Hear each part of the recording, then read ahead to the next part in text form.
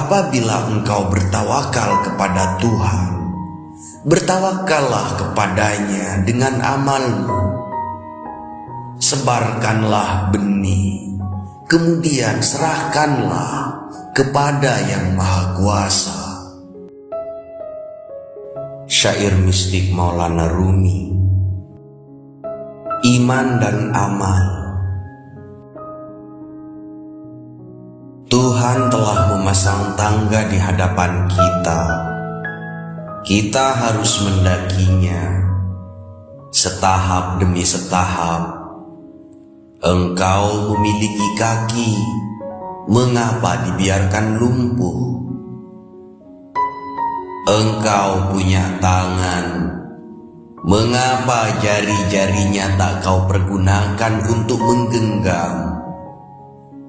Kebebasan, kehendak adalah upaya untuk bersyukur kepada Tuhan atas karunia-Nya. Kepasrahanmu berarti mencampakkan karunia itu. Bersyukur karena mampu bertindak bebas akan menambah kemampuanmu bersyukur kepadanya. Kaum Jabariyah merenggut apa yang Tuhan telah anugerahkan. Para perampok itu berada di tengah perjalanan. Jangan tidur sampai engkau melihat gapura dan pintu gerbang. Apabila engkau bertawakal kepada Tuhan, bertawakallah kepadanya dengan amalmu. Sebarkanlah benih, kemudian serahkanlah kepada Yang Maha Kuasa. Inilah cinta. Inilah cinta. Terbang tinggi ke langit, setiap saat mencampakkan ratusan hijab. Mula-mula menyangkal dunia, pada akhirnya jiwa berjalan tanpa jasad. Cinta memandang dunia benda-benda telah raib dan tak mempedulikan yang hanya tampak di mata. Ia memandang jauh ke balik dunia rupa, menembus hakikat segala sesuatu. Musik kenangan. Nada seruling dan puput yang menawan telinga, katakan dari putaran angkasa biru asalnya. Tapi iman yang mengatas rantai angan dan cita, tahu si pembuat suara sumbang dan merdu. Kami adalah bagian dari Adam. Bersamanya kami dengar lagu para malaikat dan serafim. Kenangan kami walau tolol dan menyedihkan, menambat alunan musik biola surga. Oh, musik adalah daging semua pecinta. Musik menggetar lambungkan jiwa ke langit angkasa. Bara berpijar, api abadi tambah berkobar. Kami dengar senantiasa dan hidup dalam ria dan damai. Sebuah tidur dan sebuah kealpaan. Seseorang yang telah bertahun-tahun hidup di sebuah kota, segera setelah ia tertidur, melihat kota lain yang penuh kebaikan dan keburukan, dan kotanya sendiri melayang dari pikirannya. Tak pernah ia berkata pada dirinya, "Ini kota baru, aku seorang asing di sini." Sebaliknya, ia membayangkan sering tinggal di kota itu, dilahirkan dan dibesarkan di situ. Herankah kita jika jiwa tak ingat lagi akan kampung halamannya dulu dan tanah kelahirannya? Sejak ia terbungkus dalam tidur sesaat di dunia ini, seperti bintang diselimuti awan. Lebih-lebih ketika ia menjejakkan kaki di berbagai kota dan debu yang menutupi penglihatannya belum tersapu.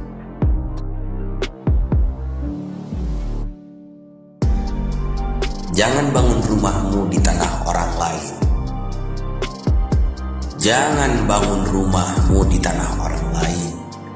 Bekerjalah demi cita-cita dirimu yang hakiki di dunia ini. Jangan sampai kau terjerat oleh bujukan orang asing.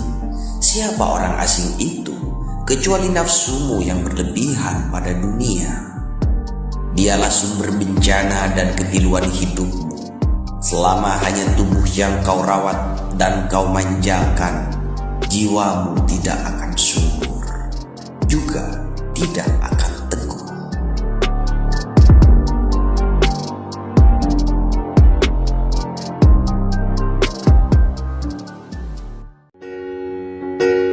Tak terlahirkan. Jika ada yang mengatakan kepada benih di rahim, di luar sana ada sebuah dunia yang sangat tertib, sebuah bumi yang menyenangkan, luas, lebar, penuh kesenangan dan banyak makanan, gunung, lautan, lembah-lembah, taman-taman semerbak dan sawah ladang ada di sana. Langitnya begitu tinggi dan terang, sinar matahari, cahaya bulan, dan bintang tak terkira. Keajaibannya tak terlukiskan. Mengapa kau tinggal mereguk darah di dalam riuk kotor dan penuh kesengsaraan ini? Benih, sebagaimana benih, tentu akan berpaling tak percaya. Sebab orang buta tak punya angan-angan. Begitulah di dunia ini. Apabila orang alim menceritakan ada sebuah dunia yang tanpa semerbak dan warna, tak seorang di antara sekalian orang bodoh mau mendengar. Nafsu angkara adalah rintangan paling kukuh dan kuat. Begitupun dengan hasrat benih akan darah yang telah mengasuhnya di tempat hina, telah mencegahnya melihat dunia, sehingga sejak itu makanannya tak ada selain darah. Dunia waktu. Setiap saat engkau mati dan kembali, dunia ini hanya sekejap, sabda Nabi. Pikiran kita adalah anak panah yang dibidikannya olehnya. Bagaimana ia akan tetap tinggal di udara? Ia akan kembali lagi kepada Tuhan. Setiap saat dunia diperbaharui kembali, dan kita tidak menyadari perubahannya yang tak pernah berhenti. Hidup pun senantiasa mengalir baru, meski dalam tubuh tampak kemiripan bentuk yang berkesinambungan. Karena cepatnya, ia tampak berkesinambungan, bagai kembang api yang engkau putar dengan tangan. Waktu dan masa adalah gejala yang dihasilkan oleh cepatnya tindakan Tuhan. Bagaikan gunting berapi yang cekatan, diputar menimbulkan ilusi lingkaran api yang panjang.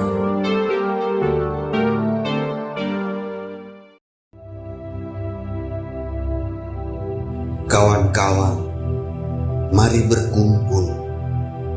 Belum waktunya tidur. Demi Allah, kawan yang tidur bukan kawan yang sebenarnya. Siapa yang memalingkan tubuh dan menangis ketika kincir-kincirnya diputar, takkan dapat melihat pemandangan taman dan sesat jalan menuju taman. Kau yang telah mengenal keinginan hati di dunia air dan tanah, lari menuju sungai yang kering itu. Oh bulan, muncullah kau dari relung hati langit, dan ubahlah malam menjadi siang, supaya pengembara malam membisu tak bisa mengucapkan. Malam ini bukan malam saat bulan muncul, supaya ketika tahu di mana kekasih berada, jika hatiku tak bergetar, seperti air raksa karena cinta padanya. Mari, mari, kuntum mawar sudah mekar. Mari, mari, kekasih telah datang. Serahkan seluruh jiwa dan hidup. Sampaikan pada matahari yang sebentar lagi naik memancarkan sinarnya. Tertawakan si jelek yang penuh laga. Tangisi kawan yang tercerai dari kawannya. Seluruh kota ribut mendengar kabar bahwa si gila sekali lagi lepas dari pasungan. Lihat, hari apakah ini? Seperti inikah hari kebangkitan? Segala suratan amal orang dengan cepat melayang ke langit. Pukullah genderang.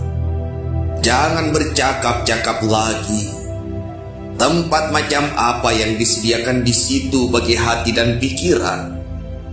Roh pun lari secepat kilat ke tempat itu. Raja telah datang. Raja telah datang. Potong jari-jarimu, puji si tampan dari Kanaan. Karena jiwa dari segala jiwa telah datang. Mengapa kita mesti bertanya tentang jiwa lagi? Tidakkah dengan kehadirannya jiwa kita akan dipelihara sebagai korban?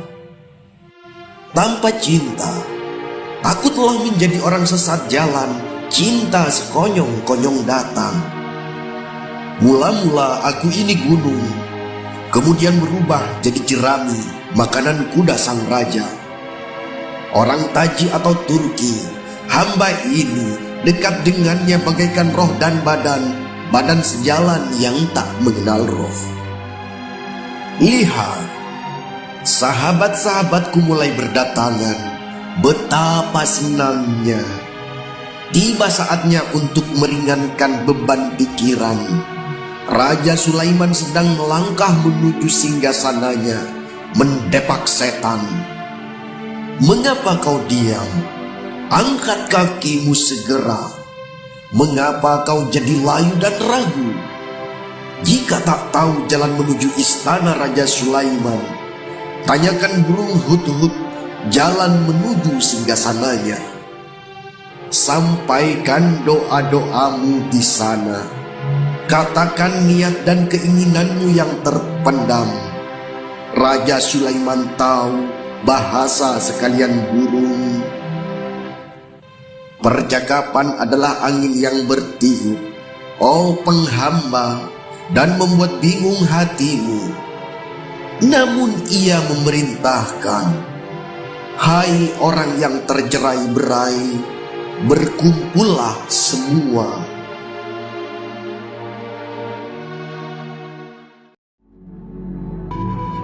Kebenaran di dalam diri kita.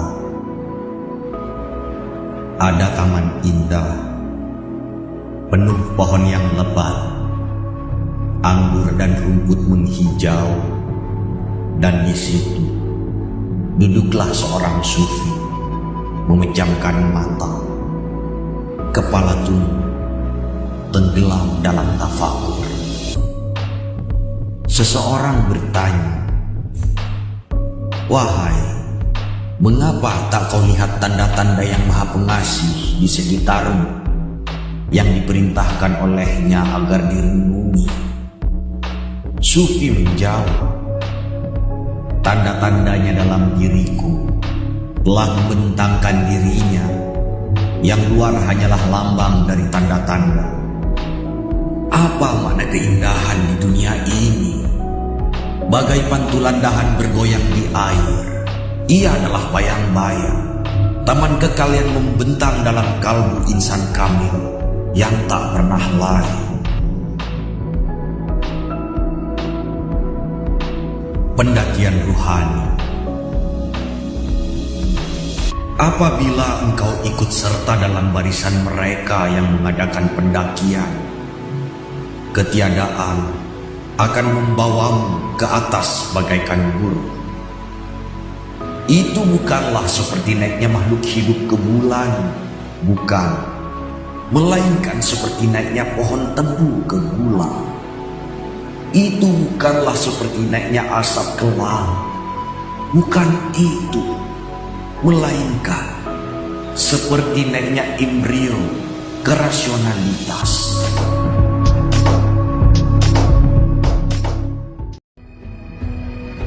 Kematian. Muhammad, pangeran umat manusia, betul-betul mengatakan bahwa tak seorang pun yang meninggalkan dunia ini merasa sedih dan menyesal karena telah mati. Namun, begitu ia sangat menyesal telah kehilangan kesempatan, seraya berkata pada dirinya, "Mengapa tak kujadikan mati sebagai tujuanku? Mati sebagai kedai segala keberuntungan dan kekayaan. Dan mengapa tak ku kendalikan hidupku yang tertipu oleh bayang-bayang yang mudah lenyap dalam sekejap?" Sedih memikirkan mati tak ada hubungannya dengan ajal.